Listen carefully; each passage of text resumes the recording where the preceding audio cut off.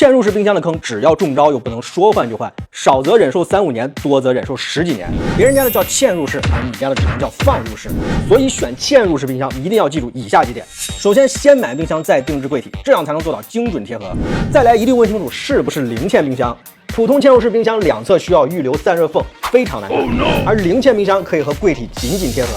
当然，也不是完全没有缝隙，往往只需要留几毫米。预防橱柜变形，便于冰箱推进，需要提前问好商家。就像我身边这台海尔小红花冰箱506，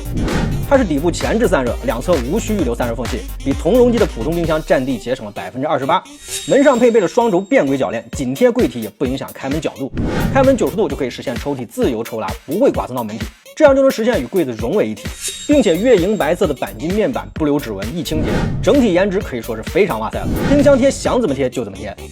另外，冰箱除了颜值高，要实现真正的零嵌之外，性能也要到位。毕竟它不是摆设，而是储存食物的家庭重地。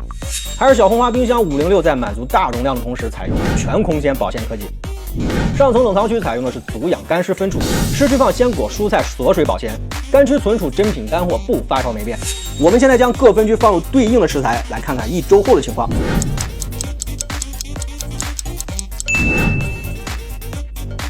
可以看到，葡萄还是跟刚买回来一样新鲜，干果也没有发潮、嘎嘣脆，并且干区还可以3档变温，除了真品模式，还有0度保鲜模式和母婴模式。整个空间搭载 EPP 超净系统，除菌、除异味、降农残、防霉菌、除病毒、除乙烯，除菌率高达99.999%，做到洁净又健康。并且海尔的冷冻智能恒温科技可以有效阻隔化霜热气回流，食材温度波动小于1度，真正做到了食材保鲜。牛排放进1个月后还是保持原有色泽和新鲜度，而普通冰箱存放1个月，往往肉质发白发柴，蛋白质大量折损。需要注意的是，冷冻区的右侧是零下20度到5度的宽幅变温区，这样做的好处就是可以根据不同食材需求和生活习惯来自主调节冷藏或冷冻模式，想存多少就存多少。所以买嵌入式冰箱要选零嵌、颜值高、性能强的，才不会踩坑。如果还不知道怎么选，这台海尔小红花冰箱506已经帮各位试过了，可以闭眼住了。